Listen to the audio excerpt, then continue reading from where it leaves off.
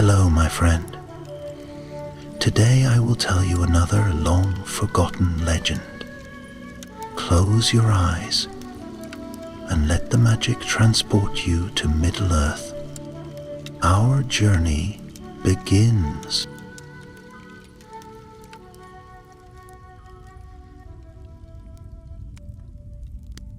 In the days of the elder years, when the world was still young and the light of the two trees had faded into memory, a great shadow lay over Middle-earth.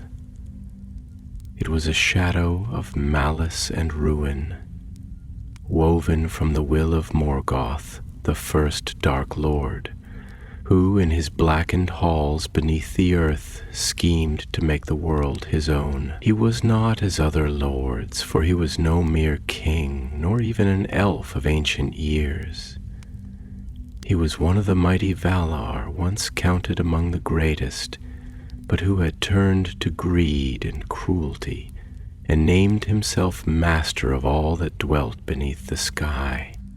For long years the elves and the noble men of Beleriand had fought against his dominion, and though many were their victories, greater still was their suffering. Morgoth's hosts were endless and his wrath unyielding. From the pits of Angband, his black fortress, he sent forth creatures of terror, orcs beyond counting, creatures bred in mockery of the firstborn. Balrogs wreathed in flame, who carried whips of fire and laughed at the cries of the fallen. And above them all the dragons, terrible and cunning, whose wings darkened the skies like a storm without end. And so it was that the lords of the Eldar, the high elves who had once walked in the blessed lands of Valinor, found themselves at the end of their strength. The war against Morgoth had turned to ruin, and even the mightiest among them had fallen, their great cities laid to waste. Gondolin, the hidden kingdom, had burned beneath the claws of dragons, and Nargothrond, the halls of Finrod Felagund, lay empty, swallowed by shadow. The last hope of the elves and men lay with one who had not yet drawn a blade in war, Eärendil the mariner, who had sailed beyond the mortal world in search of the mercy of the Valar. Beneath the light of the evening star he set forth from the shores of Middle-earth, his heart heavy with grief, his mind filled with longing. Upon his brow he bore a Silmaril, one of the lost jewels that had been wrought by Feanor in the long-lost days of the Eldar's glory. It was a gem of unearthly light, a fragment of the two trees, and it alone shone in the darkness of that weary age. With him sailed Elwing, his beloved, who had leapt into the sea to escape the doom that had fallen upon her people. And by the grace of the Valar, she had been lifted up, borne upon the winds as a white bird, the Silmaril upon her breast. And so together they came at last to the undying lands, where no mortal foot had ever tread. Before the thrones of the Valar, Eärendil cast himself down and pleaded for the world of his kindred. "Great lords of the West," he cried, "hear now the sorrows of Middle-earth. The shadow of Morgoth stretches over all, and none may stand against him. The elves who once followed you into exile are spent, and the race of men, who were given the gift of freedom, now bow beneath the weight of chains. I have come beyond hope, beyond fear, to beg for your mercy. Will you not rise against the darkness one last time?" For a long moment there was silence, for the Valar did not act swiftly, nor did they give their favor lightly. But Manwë, the elder king who sat upon the high throne of Arda, gazed into the heart of Eärendil and saw there the truth of his words. Then, in a voice that was like the wind over mountains, he spoke. Long have we waited, and long have we held our hand, for the doom of the Noldor was of their own making, and we swore never to go to war for their sake again. But this matter is not theirs alone, for now the whole world suffers beneath the weight of Morgoth's tyranny. The time has come. We will rise, and we will bring ruin upon Angband. Then the Valar gathered their host, the mightiest army the world had ever seen. They called forth the Maiar, the spirits who served them in the shaping of the world, and among them came Eonwë, the herald of Manwë, whose voice alone was said to shake the heavens. And with them came the Eldar of Valinor, the elves who had never been touched by grief or time, clad in armor bright as the sun. But above all others there came the eagles, the great birds of the sky, the messengers of the west. From the peaks of Tanaquil they soared, their wings beating like the drums of war, their talons gleaming like silver spears.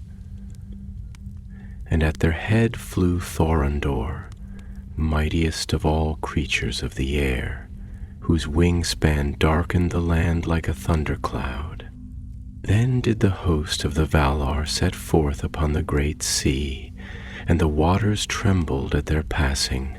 No wind nor wave could hinder them, for the will of the elder king was upon them.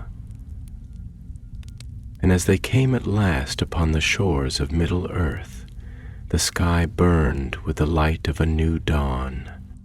And so began the War of Wrath, the final battle against Morgoth, the great reckoning of the First Age. Yet even as the hosts of the west set foot upon the broken lands of Beleriand, far to the north in the shadows of Angband, the Dark Lord sat upon his iron throne. He had long watched the seas, fearing that one day the Valar would come. And now that fear had become truth. But Morgoth was not as he had been in the elder days. He had grown heavy with the weight of his own darkness, and the power that had once made him the mightiest of the Valar had become twisted and spent. He could no longer walk freely upon the world as he had in the beginning, nor did he dare to leave the black pits of his fortress. Yet he was not without his strength. His servants still obeyed, and his armies still marched at his command. He had bred new terrors in the deeps of the earth, creatures whose names had not yet been spoken beneath the sun. And though the coming of the Valar shook him, still he plotted, still he schemed, and in the darkness of his mind he whispered a single command: unleash them. Deep beneath Angand, where no light had ever touched, the ground trembled. In the vast caverns of Morgoth's fortress, the shadows moved, and the air was filled with the sound of something great and terrible stirring from slumber. The war had begun. The sky above the plains of Lothland had darkened long before the sun had set, not with the coming of night, nor with the gathering of storm clouds, but with a nameless weight that settled upon the land like a shroud woven of sorrow. The wind, once playful, had become listless, carrying only the whisper of something unseen, something waiting. The trees stood as silent sentinels, their ancient limbs half bowed beneath the invisible yoke of anticipation. Even the rivers, which had sung of old in silver tones, now trickled in hushed voices, as though fearful of breaking the heavy quiet. It was the hush before a great storm, the moment between the inhalation and the roar, when all the world seemed to pause, caught in the shadow of something vast and inescapable. And then in the distance there came a sound, not the song of birds nor the rustling of leaves, but the distant beat of drums. Slow and steady at first, like the heartbeat of a sleeping beast, then rising, growing, rolling across the land like thunder across the sea.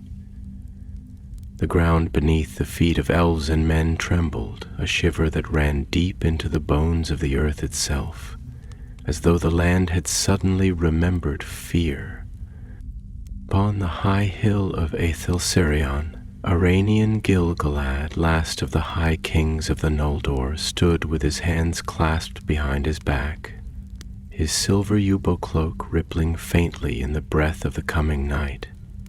His gaze was fixed on the north, where the first banners of the host of the Valar could be seen glimmering upon the horizon, like the dawn breaking upon the darkness of the world. But his heart was not light, nor was it lifted in blind hope, for he knew well that war, however righteous, had never come without its price.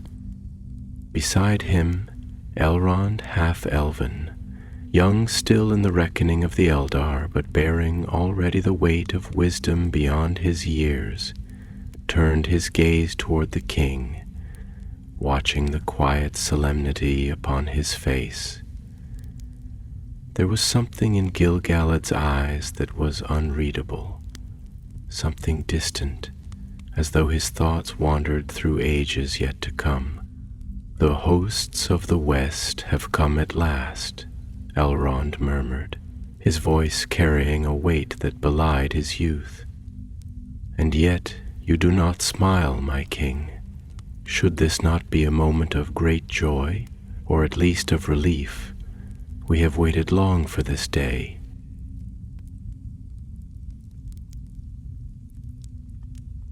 Gil-galad did not answer at once. He let the wind pass between them, let the echoes of the distant drums settle upon the air before he turned his gaze from the horizon and regarded Elrond with something softer, something almost wistful. "Joy?" he echoed at last, tasting the word as though it were foreign to him, as though he had once known its meaning but had since forgotten. "Tell me, Elrond, what is joy to a man who has seen kingdoms crumble beneath the heel of war? What is relief to one who has stood amidst the ashes of his fathers? The sun may rise, but does it erase the memory of the long night that came before it?" Elrond was silent, for he understood what Gil-galad spoke of, though he had not yet lived long enough to feel the full breadth of its weight. And yet there was something in him that resisted the sorrow in the king's voice, something that longed to reach beyond the veil of inevitability that Gil-galad seemed to see stretched before them. "But, my lord," he said at length, "is it not for this very thing that we have struggled? Is it not the purpose of all our pain, all our loss, to see this day? If war is a cruel master, then should we not at least rejoice in its final hour, in the moment when its hold upon the world is broken?" Gil-galad's lips curved, but it was not a smile of mirth. It was a thing worn out of habit, touched with the faintest ghost of sorrow. He stepped forward, letting his gaze return to the northern horizon, where the banners of the Valar's host stretched in an unbroken line. "And yet, my friend," he said, his voice quiet, his words laced with something deeper than grief, something akin to resignation, "can you tell me, in truth, that war ever has a final hour?" Elrond felt his breath catch at those words, for he understood then that what troubled Gil-galad was not doubt in their victory nor fear of defeat, but the knowledge that even the greatest triumphs of war did not erase its wounds. Morgoth would fall, of this they were certain, but even the fall of a god would not unmake what had come before. nor would it wipe clean the ruin that his dominion had wrought upon the world. The land would remember, the rivers would remember, and the hearts of those who had fought, those who had lost, would carry their wounds long after the last sword had fallen. For a long while neither spoke. The wind moved around them, whispering through the golden grass, running fingers through their hair as though seeking to console them in its own voiceless way. Below the hill the host of the Eldar was gathering, their banners unfurling, their armor gleaming beneath the pale light of the stars. The time of waiting was ending. The time of reckoning had come. And far to the north, beneath the weight of earth and stone, in the deepest chambers of Angband, Morgoth sat upon his throne of iron, his fingers curling against the arms of his seat. His black eyes, deep as the void itself, gazed upon the trembling vaults of his fortress, listening to the echoes that had begun to move through the world above. He felt the tremor in the earth, the shifting of the air, and he knew with a certainty that coiled in his gut like a serpent that the doom he had feared had come at last. Yet he did not rise, he did not command, nor did he summon his host. He merely sat, his face still as stone, as the voices of the deep whispered around him, carrying the sound of his own thoughts. And in that silence he exhaled, long and slow, his breath like the dying wind before the coming of the storm. Then, at last, he spoke, and though no ear was near enough to hear, his voice moved through the shadows like a slow and creeping tide. So they have come, and beneath his feet, deep in the black halls of Angband, something stirred. The earth trembled, the air grew thick, the torches lining the walls sputtered and hissed, casting shadows that danced like living things. And in the darkness, behind the iron doors of the deepest chambers, a great breath was drawn, long and slow, like a slumbering beast waking at last from ages of restless sleep. The first dragon had risen. The night stretched endlessly over the north, a sky of deep indigo where the stars gleamed like cold embers above a world bracing for war. The land, vast and broken, lay beneath the firmament as though holding its breath, waiting for the clash of wills that would shape the course of time. The hills of Anfauglith, once green and fair, had long since turned to dust and ruin, their bones stripped bare by the wrath of ages, and beyond them, rising black and jagged against the horizon, loomed the walls of Angband, the fortress of the Dark Lord, its towers like fingers clawing at the void above. Yet, though the fortress stood strong in the bleakness of the world, it was not the same as it had once been.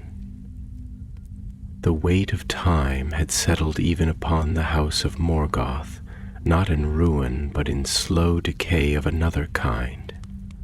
The halls that had once thundered with the sound of ceaseless forging now lay shrouded in silence. The great gates, though still black and mighty, seemed less invincible than they once had, the scars of old wars lingering upon their iron surface. And within, in the deepest reaches of his throne hall, Morgoth sat, a shadow greater than any darkness, though no longer a thing of boundless strength. Long had it been since he had walked freely upon the world, for he had poured his power out, little by little, into his dominion, into the beasts and weapons of his making, into the forging of fear itself. It had been a slow and patient work, one spanning countless years, and in it he had crafted a world where his hand touched all things, from the creeping shadows of the forests to the very air that hung thick over the plains. Yet even as his will stretched far, his form had grown heavy, his body bearing the weight of the darkness he had woven into the fabric of Arda. He was no longer the being he had once been in the days of the great song, when he had stood among the Valar in majesty and might. The light of those days was lost to him, and only the hunger remained. And yet, despite all the years of conquest, despite all the suffering he had wrought, he felt something stirring in the air, something he had long foreseen and yet wished never to face. The hosts of the Valar had come. The last great war was upon him, and the hour of reckoning, long deferred, could no longer be cast aside. A low sound escaped his lips, something between a breath and a growl, a sound that carried neither fear nor rage, but something stranger, wariness perhaps, or the heavy certainty of fate. His black eyes, deeper than the abyss, moved slowly over the chamber, taking in the vastness of his own making, the iron pillars that stretched to an unseen ceiling, the torches that flickered with flames of eerie blue. The light in them was not true fire, but something twisted and artificial, the product of his own malice, for the very light of Arda had long since abandoned this place. At the far end of the hall, the doors of iron, taller than any gate in Middle-earth, loomed in silence, their edges traced with a faint glow, runes etched into the metal as a ward against intrusion. But Morgoth knew that no wall, no gate, no fortress of stone or steel would withstand what was to come. The Valar had stirred at last, and their wrath would be like the tide of the sea, washing away all that stood in its path. Slowly, deliberately, he turned his gaze downward, toward the great forges that lay in the depths below. There, beneath countless tons of earth and iron, his final servants slept. The last of the great beasts, the children of his most secret labors. He had hoarded them, kept them hidden in the deeps for this very day, and now the moment had come. His hand, heavy as the weight of a mountain, lifted from the throne's armrest, and his voice, slow and low as the shifting of continents, rumbled through the chamber. Rise. Far below, in the blackest depths of Angband, the world shuddered. The air grew thick with heat, as though the breath of some long slumbering thing had disturbed the stillness of the caverns. And then, with a sound like mountains splitting, the first of them awoke. Silmarillion. His form was darkness given flesh, his wings vast enough to eclipse the sky itself, his scales harder than any forge-wrought steel. His breath was flame, but not the flame of the mortal world. It was the fire of ruin, the fire of unmaking, a thing so terrible that the very air recoiled from it. And as his red eyes, deep as the pits of Angband, flickered open, the halls of Morgoth trembled with the knowledge of what had been unleashed. Above, upon the plains of Lothlan, where the hosts of the west had begun their march, the first tremors reached them, subtle at first, like the rolling of distant thunder. The banners of the Eldar stirred, their edges catching in the unnatural wind that seemed to rise from nowhere, carrying with it a scent foreign to this world, the scent of something vast and ancient, something that had never known the light of the sun. Gil-galad felt it before he heard it, the weight in the air, the change in the wind, the sense that the very bones of the earth had shifted beneath them. He turned his gaze toward the north, and his heart, steady though it had ever been, faltered for a moment. He did not know yet what it was, only that it was coming, and that when it arrived, it would not come alone. Beside him, Elrond, who had been silent for a time, let out a slow breath, as though he too could feel the shape of doom pressing upon the world. "My king," he murmured, his voice quiet yet edged with something close to dread. "The war has begun." Gil-galad did not answer at once.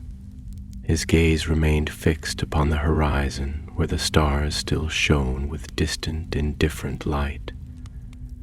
For a long moment he stood thus, his thoughts turned inward, his mind reaching through the long years of history, through the countless battles fought and lost, through the weight of all that had come before.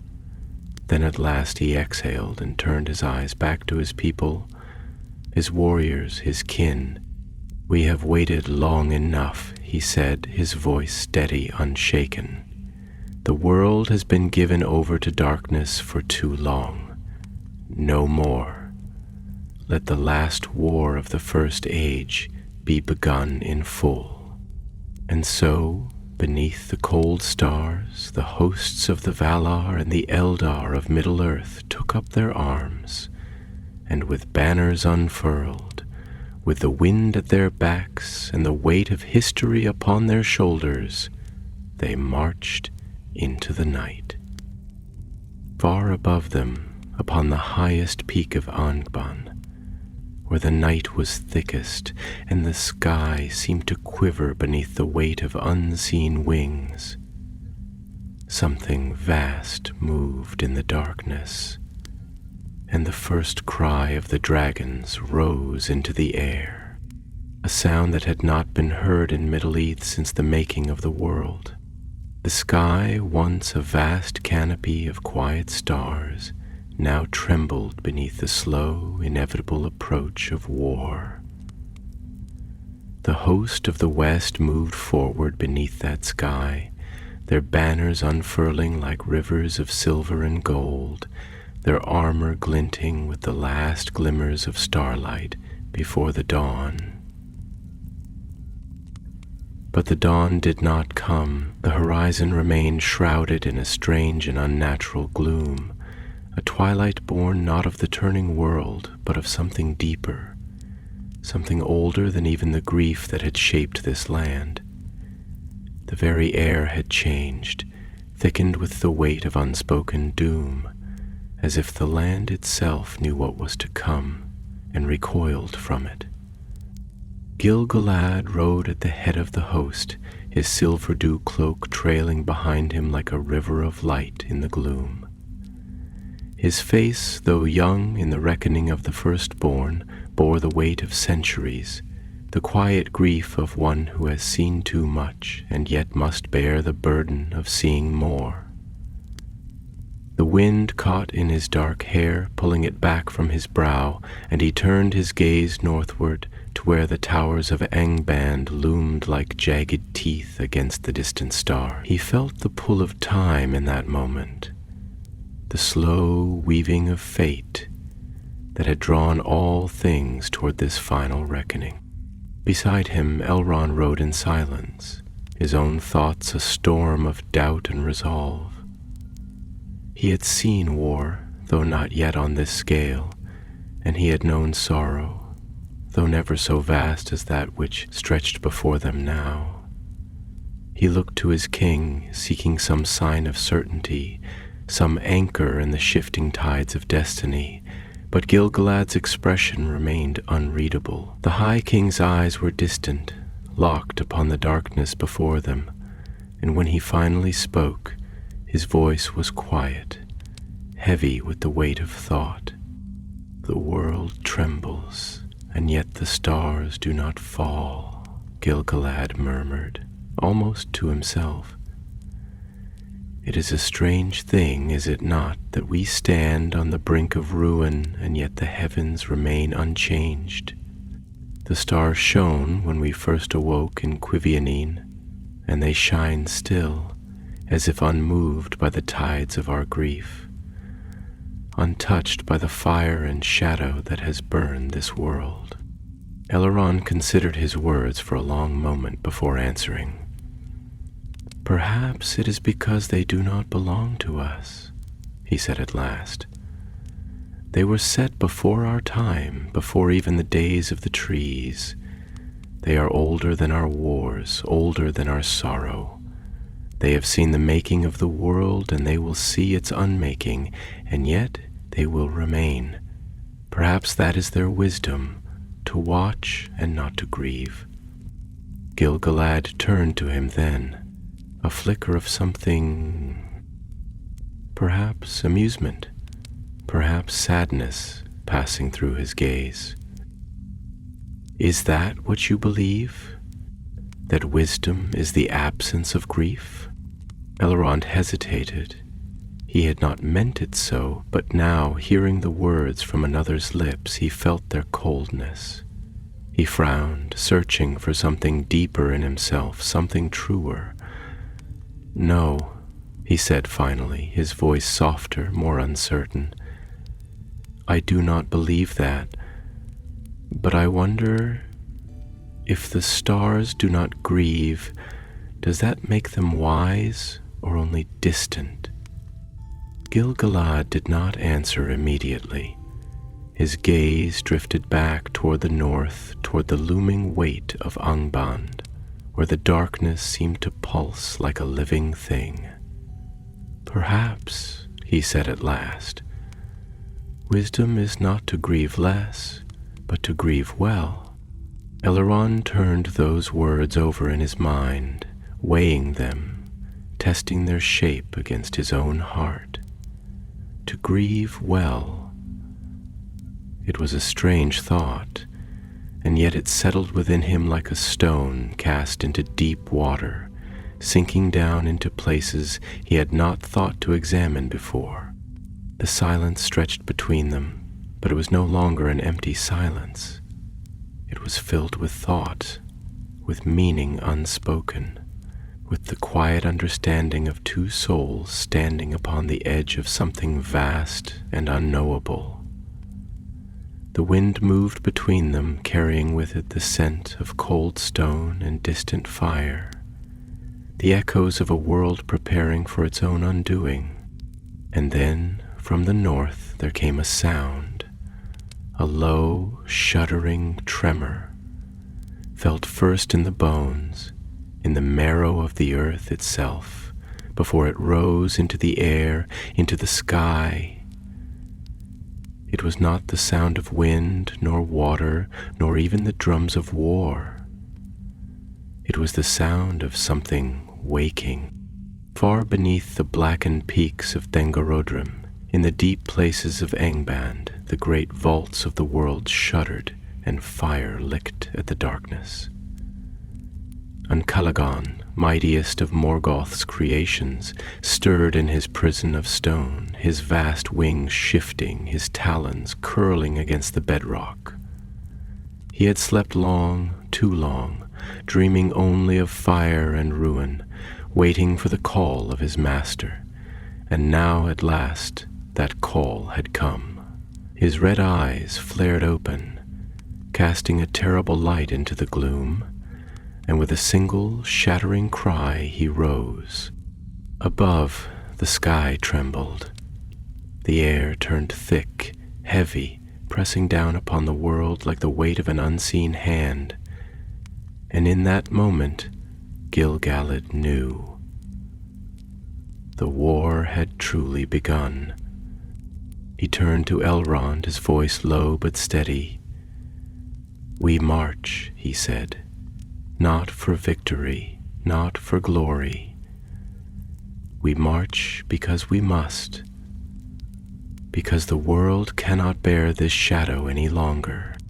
And so, with the banners of the Valar at their backs, With the wind at their heels and the weight of ages upon their shoulders, the host of the west moved forward, toward the darkness, toward the fire, toward the last great war of the first age. And far above them, in the highest vaults of the sky, the stars watched, silent and unchanged. The wind that swept across the plains of Unfoglith carried with it the echoes of forgotten wars, a cold breath from the past that stirred the dust of long-dead battles. The bones of fallen warriors lay hidden beneath that gray expanse, swallowed by time yet never truly gone, for the land remembered. It had soaked up the blood of elves and men, of orcs and monsters alike, and though the years had worn away their shapes, their presence lingered in the silence. The ground was firm but brittle beneath the feet of the marching host, as though it feared to bear the weight of another war, as though it knew that soon the sky above would be torn by fire and shadow once more. Gil-galad rode at the head of the army, his spear Aeglos gleaming cold as frost even beneath the muted light of the stars. His face, though calm, was troubled, his thoughts a tide that pulled him between past and present, between memory and the vast uncertainty of what was to come. He could feel the breath of doom upon the air, a presence unseen yet undeniable, a weight pressing upon his chest, slowing the beating of his heart. War had always carried this heaviness, this knowledge that even in victory there would be no true triumph, only survival. And yet he had no choice but to march forward, to lead his people into the storm, knowing that some among them would never return.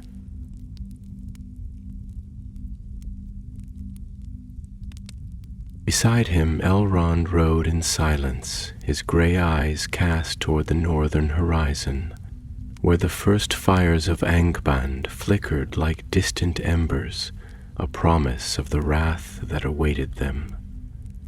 He could feel it deep in his bones, the trembling of the world itself, as something vast and ancient stirred in the depths of Morgoth's fortress. He had heard tales spoken in hushed voices by those who had witnessed the horror of Glaurung, the first of the dragons, who had burned cities to cinders and broken the spirits of men with nothing more than his gaze. But this was something greater.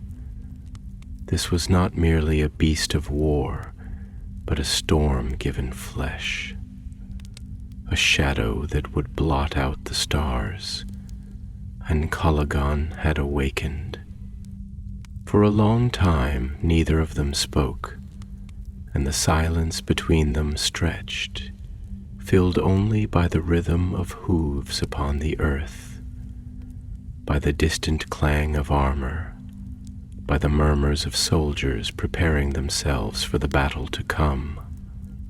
But at last Elrond turned to Gil-galad, his voice low, thoughtful. "Tell me, my king," he murmured, "do you ever wonder if the world will remember us when we are gone? If it will recall this war, this struggle, not as the ending of an age, but as something more? Or will we be reduced to echoes, our names carved into stone and forgotten by all but the dust?" Gil-galad did not answer at once. He let the wind pass between them, let the weight of the question settle into the marrow of his thoughts before he turned his gaze to Elrond, his eyes unreadable, filled with the depth of something vast and unspoken. "The world does not remember us as we wish to be remembered," he said at last, his voice quiet, edged with something that might have been sorrow. "It remembers what it chooses, and often it does not remember at all. There were kings before me, warriors and lords whose names were once spoken with reverence, and now they are little more than whispers in the halls of forgotten ruins. Even the stars, which have watched over all the ages of this world, do not weep for the fallen. They shine as they have always shone, indifferent to the tides of history. Elrond frowned, his hands tightening upon the reins of his horse. Then what is the purpose of all this? If we are to be forgotten, if the songs of our deeds will fade into silence, why do we fight? Why do we bleed for lands that may not remember us, for people who may one day turn their faces from the past and call it legend? There was no bitterness in his words, only a quiet despair, the kind that gnawed at the soul in the long hours of the night, when the weight of mortality pressed down upon the heart. Gil-galad sighed, his gaze turning back toward the north, toward the darkened sky where the first movements of dragons could be glimpsed, great shadows shifting against the night. "Because," he said softly, "our purpose is not to be remembered. It is to do what must be done, whether history records our names or not. We do not fight for songs, Elrond. We fight for those who cannot fight for themselves. We fight so that there might be another dawn, another chance for this world to heal, even if we are not there to see it." He paused, his eyes darkening. "Do you not think that the Edain fought thus long ago when they marched against Morgoth in the days of Hador and Beren? Did they not fight knowing that their names would be lost in the turning of the years? And yet, had they not stood, had they not given their lives, we would not be here now." Elrond was silent, turning the words over in his mind, weighing their truth against the part of himself that longed for something more than duty, something beyond mere necessity.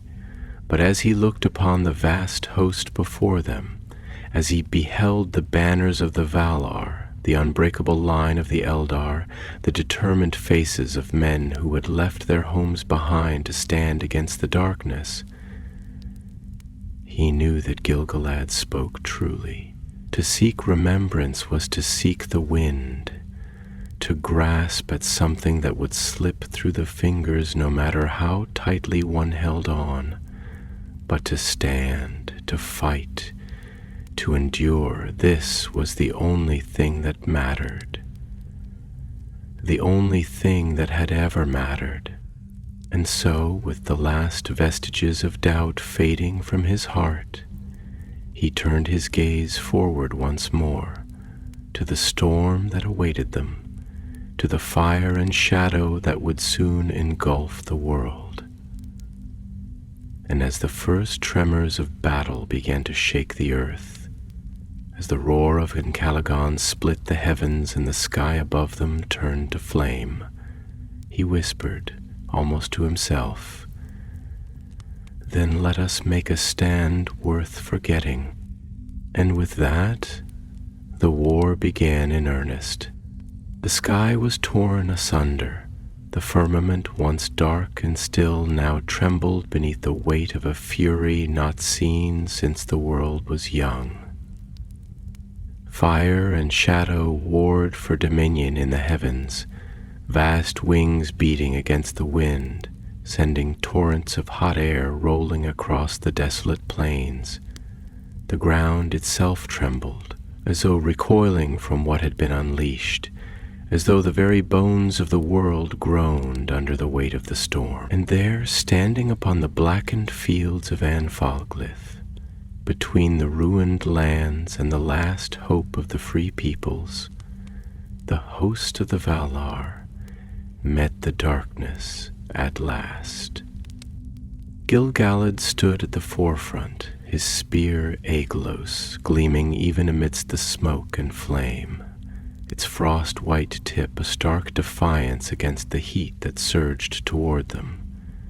His heart was steady, though the weight of doom pressed upon him, an unseen hand upon his soul, a cold certainty that whispered of the cost yet to be paid. He turned his gaze upward, where the shadow of Ancalagon, the greatest of Morgoth's winged terrors, blotted out the sky itself. His wings were like veils of blackness, his form a vastness beyond comprehension, and when he roared it was as though the air itself split apart. The cry of something that should not exist in any world still touched by light. Elrond, standing at the king's side, felt the sound reverberate through his bones, deep and terrible, a force not merely heard but felt, as if it sought to unravel all that stood before it. His fingers tightened upon the hilt of his sword, and for a moment doubt whispered at the edges of his mind. How could such a thing be fought? How could mortal hands, even those of the Eldar, even those who had seen the light of a man, hope to stand against something so vast, so ancient, so filled with the power of ruin itself? He had read of dragons in the old scrolls, had listened to tales of Glaurung, of the devastation left in his wake, of kingdoms laid low by fire, but Ancalagon was something else entirely. Glaurung had been a beast of cunning and malice, but this was the pinnacle of Morgoth's making, the final horror unleashed from the pits of Angband. He turned to Gil-galad, searching for certainty in the king's face, and found not fear but something deeper, something more solemn. Gil-galad was not untouched by the terror that loomed above them, nor was he blind to the madness of what lay ahead, but he did not falter, and when he spoke, his voice was calm, steady, as though untouched by the storm that raged around them. "Elrond," he murmured, his gaze still fixed upon the darkness above, "have you ever considered what it means to stand against ruin?" Elrond hesitated, caught off guard by the question, and for a moment he did not answer. The words lingered between them, quiet yet heavy, carrying a weight beyond the mere contemplation of war. At last he spoke, though his voice was uncertain. "To stand against ruin is to fight against that which cannot be undone. It is to resist the tide, knowing that it will always rise again." His brow furrowed, and he looked to Gil-galad, searching for meaning in the king's expression. "Is that what we do now? Do we fight only to delay the inevitable?" Gil-galad's gaze softened, and he exhaled, his breath barely audible beneath the cacophony of the gathering storm. "It is an easy thing," he said slowly, "to look upon the vastness of shadow and believe that it is unending, to see the great darkness of Morgoth and think that it will rise again and again, as all things do in the turning of the world. But tell me, Elrond, does the rising tide make the mountain less real? Does the wave undo the stone simply because it crashes upon it?" Elrond frowned, considering the words, and Gil-galad continued. "To stand against ruin is not to believe that it can be undone. It is to stand because it is right to stand, because there is a choice in every moment to yield to the tide or to be the rock upon which it breaks. History does not remember those who surrendered to despair, but it does remember those who surrendered to despair, but it does remember those who stood, even when the storm was at its worst." Elrond inhaled slowly, feeling the words settle within him, feeling them find root in the deeper places of his heart. There was truth in them, truth that had always been there, though he had not named it before. They fought not for an ending, not for some perfect resolution where darkness would never rise again. They fought because there was no other choice, because to surrender to fear, to accept that doom was inevitable, was to be complicit in its coming. And so long as there were those willing to stand, willing to lift their swords, willing to resist, then the darkness could never truly claim the world. He lifted his gaze, and in the distance the first clash of steel rang out as the vanguard met the enemy. The war had begun in earnest. Dragons wheeled in the sky, their fiery breath turning the night to day in flashes of terrible brilliance. Balrogs, wreathed in shadow and flame, surged forward, their great whips lashing against the defenders, felling even the mightiest among them. The land was set ablaze, the very air thick with the scent of ash and blood. And yet the host of the Valar did not yield. Gil-galad raised his spear, and the banners of the Eldar lifted in answer. "Then let us be the mountain," he murmured. And with that, he led the charge into the fire. The battle that followed was unlike any that had come before, a clash of gods and monsters, of light and shadow made manifest upon the earth. The eagles of Manwë descended from the heights of the sky, their vast wings beating against the darkness, their talons raking against the scales of dragons.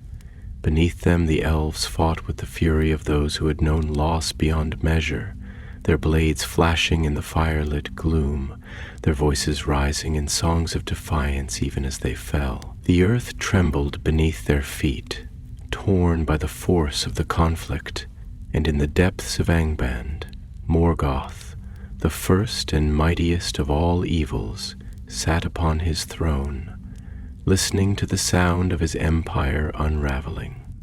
And far above, where the sky was no longer black but red with flame, Eärendil the mariner sailed his ship through the heavens, the light of the Silmaril upon his brow, shining brighter than the burning world below.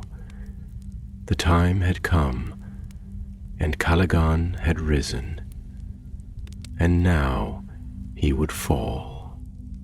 The heavens had never borne witness to a battle such as this. Where once the stars had gleamed cold and distant, detached from the sorrows of Middle-earth, now they watched as the sky itself was torn apart.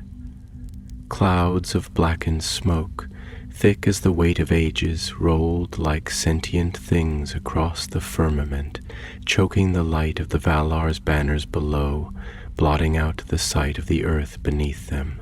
And in that sky, where no mortal thing had ever dared to soar, fire and ruin clashed in a war that belonged to the realm of legends. Eärendil sailed above the world, his ship Vingilad, a vessel of starlight made manifest, its silvered hull gleaming even in the thickest darkness. The wind did not guide him, nor did the stars. He was driven only by the fire in his heart, by the knowledge that upon this night, upon this battle, the fate of all things would be decided. The Silmaril upon his brow burned with a radiance beyond the light of the sun or the glow of the moon, a beacon that outshone the flames of Angband, that stood against the black fire of Morgoth's last defiance. And before him, rising like a storm that sought to devour the sky itself, loomed Ancalagon the Black. There were no words to capture the sheer immensity of the beast. He was no simple dragon, no mere creature of flame and malice. He was the greatest of all that Morgoth had wrought, the pinnacle of the Dark Lord's hatred given shape and will. His wings stretched wide, blacker than the void from whence Morgoth had come, so vast that they cast shadows even in the smoke-choked air, and his scales glistened not with the sheen of living flesh, but with the dull, malevolent luster of a world consumed in fire. His breath was no mere flame, but a storm of annihilation, a wave of destruction that could sunder mountains, that could set the very winds ablaze, and when he roared, the heavens themselves trembled. The stars shivering in their ancient places, as if recoiling from the presence of something that should never have been. Arundel did not flinch, though the weight of the dragon's malice pressed against him, though he felt the very air thickening, as if Encalagon's will alone sought to turn the sky into his dominion. He held the tiller of Vingilot with steady hands, his grip firm, not from arrogance, nor from the reckless bravado of a warrior seeking glory, but from the simple truth that there was no turning back. The war below raged on, the host of the Valar clashing against the final horrors of Morgoth's dominion, but he knew that the true battle was here, above the burning world. If Encalagon was not brought down, then all that was fought for would be for nothing. The dragon's voice rolled across the sky like the breaking of the world. Mortal, you come before me with the light of the Eldar upon your brow, with the arrogance of the West in your bones, thinking yourself my doom. But you are nothing. You are a breath in the wind, a flicker of life that will be devoured by the dark. You are but a shadow against the fire. His voice was deeper than thunder, filled with the weight of ages, the voice of a being who had never known doubt, never known fear. Eärendil did not answer at once.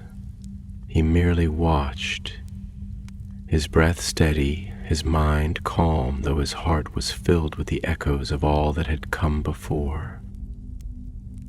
He thought of Elwing, his beloved, who had cast herself into the sea to save the Silmaril.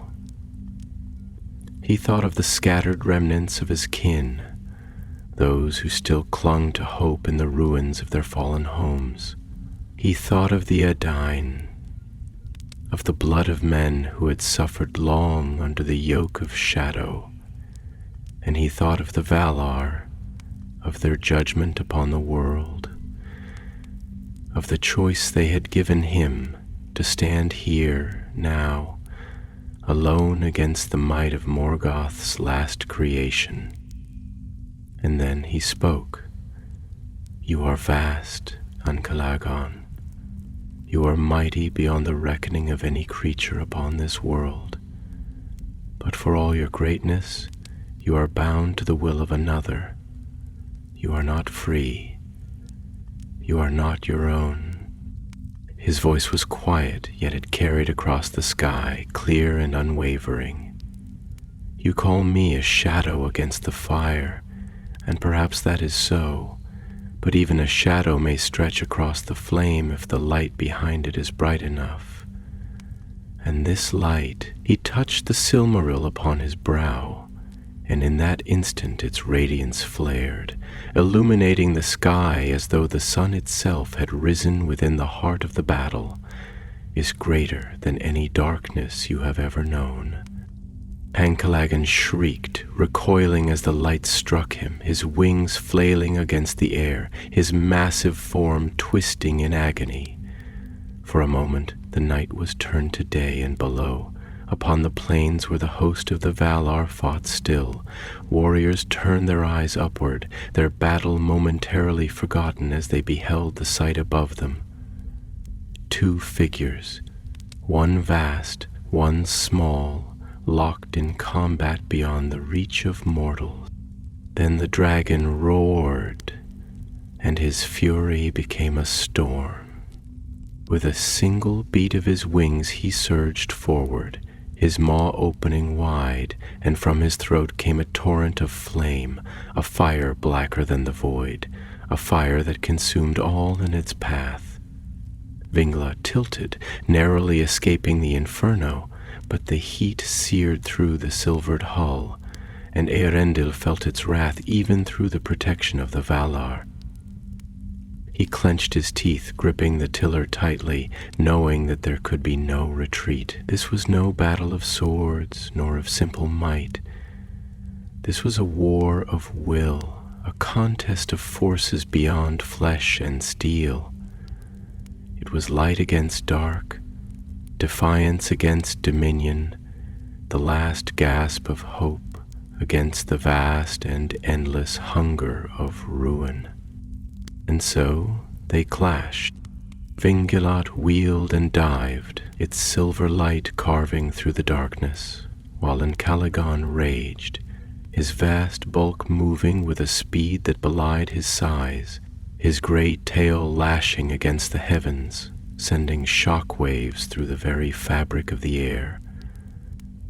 Fire met light, shadow met flame, and each strike shook the sky, as though the world itself could not bear the battle.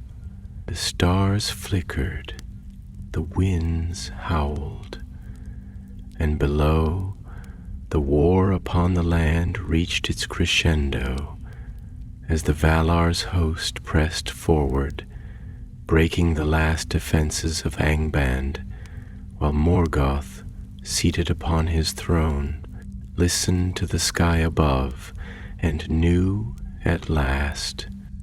Eärendil felt the pull of fate, the weight of history pressing upon him, and in that moment he understood that this was more than a battle. This was the breaking of an age, the ending of a song that had played since the first days of the world, and he knew, too, that there could only be one ending. As Calagon dove once more, fire bursting from his maw, Eärendil did not turn away. It raised the Silmaril high, and its light poured forth like a river of pure flame, meeting the dragon's wrath in a collision of forces that sent a shock wave rolling through the sky.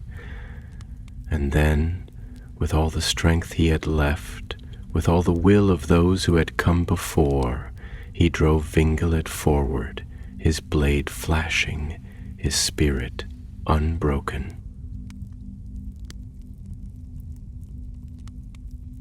And with a sound that shook the heavens, Calagon the Black fell.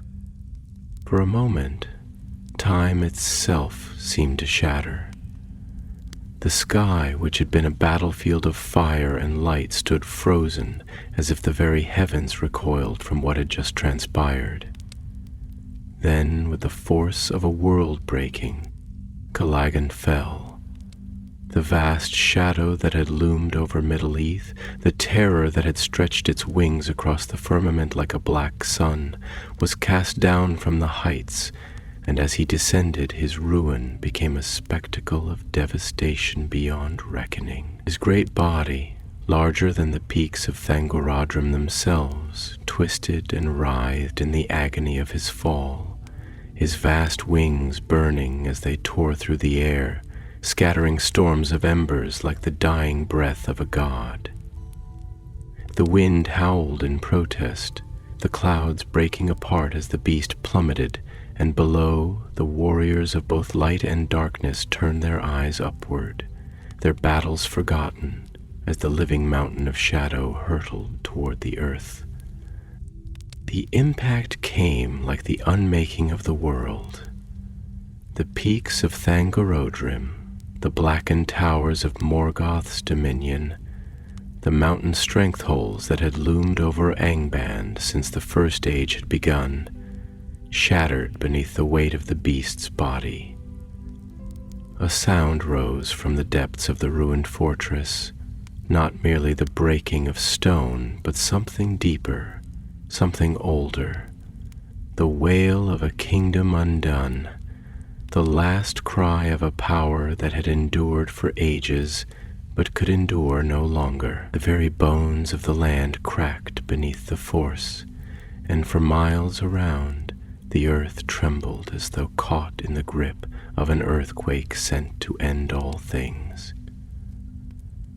Smoke and dust surged skyward in a tidal wave of ruin, blotting out the stars, turning the battlefield into a realm of choking darkness. And in that silence that followed the fall, in that brief pause where all forces of war stood witness to the end of Morgoth's mightiest servant, Arundel hovered above the wreckage, his ship Vingilat wreathed in light, his breath coming in slow, steady gasps. His hands ached from the force of the battle, his limbs felt leaden, his mind clouded by exhaustion. But he had done it. The mariner, born of both men and elves, had slain the greatest dragon to have ever darkened the sky. He let his head tilt back, his gaze turning toward the Silmaril upon his brow, its light unfading, unbroken, as though it had not even been touched by the battle, as though its radiance remained untarnished by the smoke and the flame. He thought then of Elwing, of her voice in the quiet of the night, of the way she had once traced her fingers over the maps he had drawn of the seas, of the hope that had shone in her eyes even when all hope seemed lost. He had fought for her, for their children, for those who'd never taken up a sword but who had suffered beneath the weight of war nonetheless. He had fought because there had never been another choice. Far below, the battlefield still burned, though the tide had turned. The forces of the Valar pressed forward, sweeping through the last remnants of Morgoth's armies, their banners gleaming like the rising dawn in the darkness of war.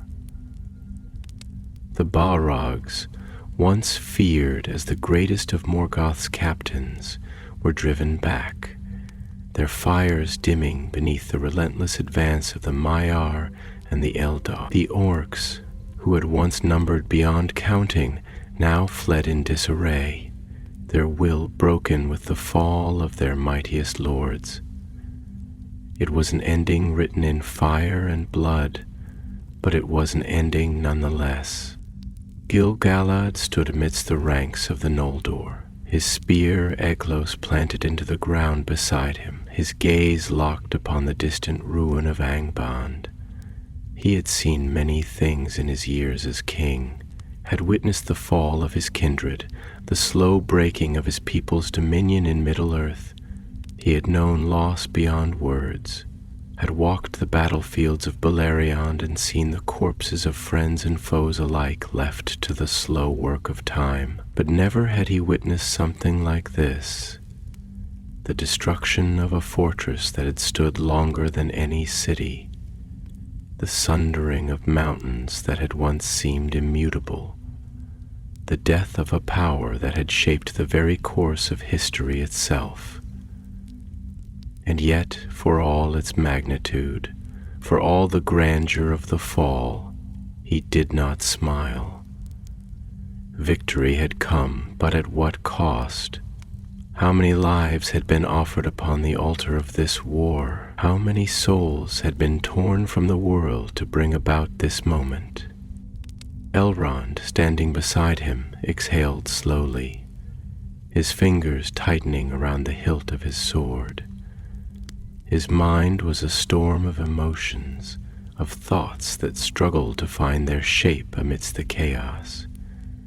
He had fought in this war with all the strength of his lineage, with all the might of the blood that ran through his veins, yet he could not shake the hollow ache in his chest. "It is over," he said at last, though his voice did not carry the relief he had expected. The words felt strange upon his tongue, as if they did not yet belong to the world, as if they were too soon spoken.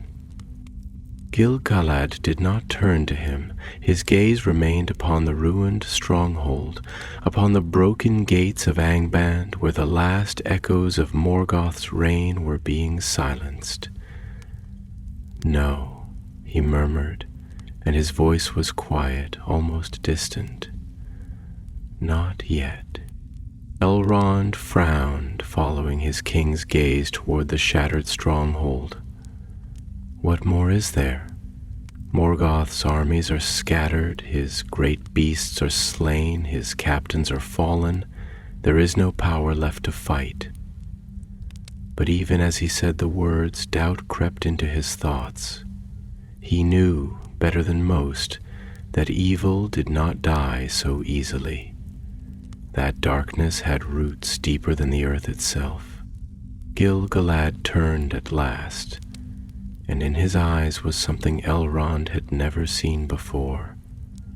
A sorrow so deep, so unfathomable, that it seemed to stretch beyond the present moment, beyond this war, beyond this age itself. The armies were never the true power of Morgoth, he said, his voice heavy with the weight of knowledge that had long been buried in the hearts of the wise. Nor were the dragons, nor the Balrogs, nor the vast dominions he carved into the bones of the world. His power was something far more insidious, something that no blade can cut, no fire can burn. He exhaled slowly, his gaze turning back to the ruin. Morgoth was the first to pour himself into the world, to weave his will into the very fabric of Arda. Even with his defeat, even with his throne cast down and his armies broken, his shadow lingers, his evil lingers. It is not something that can be undone in a single war. Elrond was silent, his mind tracing the implications of those words. He had always believed that war had an end, that even the darkest of shadows could be erased with enough light. But now, standing upon this battlefield, looking upon the ruin of the greatest of all evils, he wondered if that had ever truly been the case. Morgoth would be taken, cast into the void, banished beyond the circles of the world, and yet his mark upon Arda would remain. The wounds he had carved into the earth, into the hearts of all who had suffered beneath him, would not fade, simply because his throne was no more. And so, as the last battle of the War of Wrath came to its close, as the dust settled upon a world forever changed, a thought lingered in Elrond's mind, one that he dared not speak aloud, though it settled into the depths of his soul, like a seed waiting for the right moment to grow. If Morgoth had been the first, then surely there would be another. The world was quiet. Not the silence of peace, nor the gentle stillness of morning, but a hush wrought from exhaustion, from the aftermath of something too vast to be fully comprehended. The land itself seemed to exhale, weary after bearing witness to the clash of titanic wills, to the sundering of mountains and the breaking of kingdoms. Smoke coiled from the ruins of Angband, twisting upward in the last defiant echoes of a dominion that had once darkened all of Middle-earth. The sky, though no longer torn by fire, remained bruised and wounded, thick clouds rolling across the heavens, as if uncertain whether the storm had truly passed. The air was heavy with the scent of ash and charred earth, a bitter reminder that even in victory there had been loss beyond measure. Among the ruins, the host of the Valar moved like shadows against the smoldering landscape, their banners tattered but still held aloft, their armor dulled with soot and blood. Warriors weary beyond words stood upon the broken plains, their swords hanging loosely in their hands, their bodies too drained to yet comprehend what had passed. The great war was over, the last battle fought, and yet a question hung in the air, unspoken yet felt by all. What now?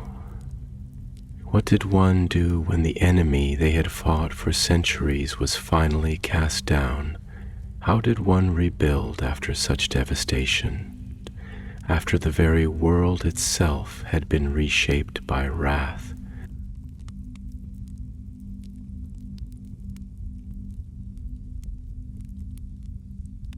Gil-galad stood at the precipice of the ruins, his spear planted firmly into the scorched earth, his gaze distant as he looked toward what remained of Morgoth's stronghold. The once impenetrable fortress had become a grave, its towers sundered, its gates thrown open like the ribs of a carcass picked clean by time and war. He should have felt triumph, the righteous satisfaction of a victory won through great, and yet all he felt was the weight of history pressing down upon his shoulders. His people had fought and bled for this moment, and now that it was here, it felt as insubstantial as mist, slipping between his fingers the moment he tried to grasp it. Elrond approached, his footsteps slow, careful, as if he feared breaking whatever fragile thing still remained in the air between them. His face, though young by the reckoning of the Eldar, bore the weight of what he had seen, and in his gray eyes lay a depth of sorrow that could not be undone. For a time he did not speak, only standing beside his king, letting the wind pass between them, stirring the tattered remnants of their cloaks. Then at last he murmured, "We have done it. The war is ended." Gil-galad did not move, did not turn to look at him, but Elrond could sense the thoughts turning in his mind, the slow unraveling of what had just passed. When the High King spoke, his voice was quiet, steady, yet touched with something deep, something like grief, though not quite the same. "Is it?" he asked, his eyes still fixed upon the distant horizon, where the last remnants of Morgoth's shadow seemed to dissipate into the coming dawn. Wars end when swords are sheathed, when kings kneel, when treaties are signed.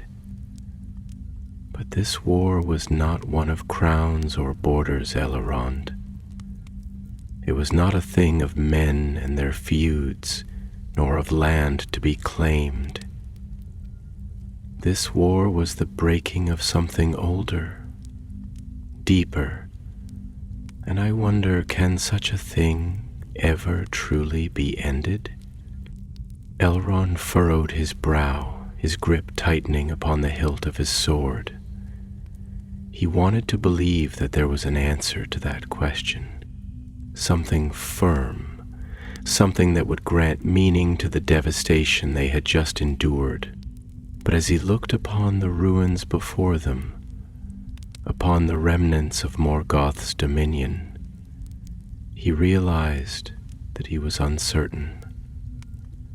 "We have cast Morgoth down," he said at last, his voice quieter now, as if voicing the words made them somehow less real. "We will be taken beyond the world, beyond the reach of time itself.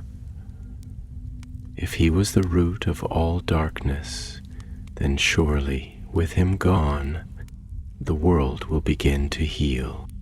Gil-galad turned to him then, his expression unreadable, his silver eyes filled with something that Elrond could not quite name. "Do you believe that darkness can be destroyed, Elrond?" he asked, and though his tone was not unkind, there was something ancient in it, something weary. "That if you cast a shadow into the void, it will never return? That if you slay a beast, there will never be another?" Elrond hesitated. He had always believed in victory, in the idea that evil, once defeated, could be undone, that light could be restored to the places it had once abandoned. But now, standing here amidst the wreckage of a world that had been scarred beyond recognition, he felt the uncertainty creeping into his heart. He thought of the stories he had heard, of the first rising of Morgoth, of how he had once been counted among the Valar before his fall. He thought of how long they had fought, how many had perished in the struggle against him, and yet, for all their efforts, even with his defeat, the shadow had never truly left the world. And now, though Morgoth himself was defeated, the scars he had left behind would never fully fade. "I don't know," he admitted, and the words felt heavy upon his tongue. "I once believed that victory meant an end to suffering, that once the enemy was vanquished, the world would know peace. But now I wonder, is peace ever truly won, or is it only borrowed? A fleeting moment before the cycle begins again?" Gil-galad nodded slowly, as if this was the answer he had expected. "The shadow lingers, even after the fire has been extinguished," he murmured, his gaze turning back to the ruins, his expression thoughtful. "Morgoth is gone, yes, but his will, his influence, his malice, it has seeped into the very bones of the world. It will take root in other hearts, in other hands. The wars of our fathers have ended, Elrond, but I fear that others will rise. Perhaps not in our time, perhaps not even in the time of our children, but one day another will seek dominion, another will twist the world to his will, and all this will come again." Elrond inhaled deeply, his fingers curling against his palm. He knew it was true. He had felt it even as the battle had ended, a whisper in the wind, a lingering presence that did not fade even as Morgoth was undone. The world had changed, but its wounds remained, and wounds, if left untended, festered. He did not know what the years ahead would bring, nor what new shadows might one day rise, but he understood now that their struggle had not been for an ending, but for a reprieve, and perhaps that was enough. The wind stirred, carrying with it the first light of morning, the dawn breaking over the horizon, casting golden fire across the wreckage of the battlefield. It was not an untainted light, for the smoke still clung to the air, the scent of ruin still lingered. But it was light nonetheless, and as the first rays of the sun touched the banners of the host of the west, Elrond felt a quiet resolve settle within him. "We cannot see the end," he said at last, his voice steadier now, "but we can stand for the present. We can ensure that when the shadow rises again, there will still be those who remember what it means to fight. There will still be those who choose light." Gil-galad looked at him then, truly looked at him, and for the first time that morning, he allowed the ghost of a smile to touch his lips. "Yes," he murmured, "and so long as there are those who choose the light, the darkness will never hold dominion." And so, as the sun rose upon a world forever changed, the High King and his herald stood upon the edge of history, gazing into the future that none could yet see. And though they did not know what lay ahead, they knew this: so long as there was breath in their bodies, so long as there was still hope in the hearts of those who walked beneath the sky, the war against the darkness would never truly be lost.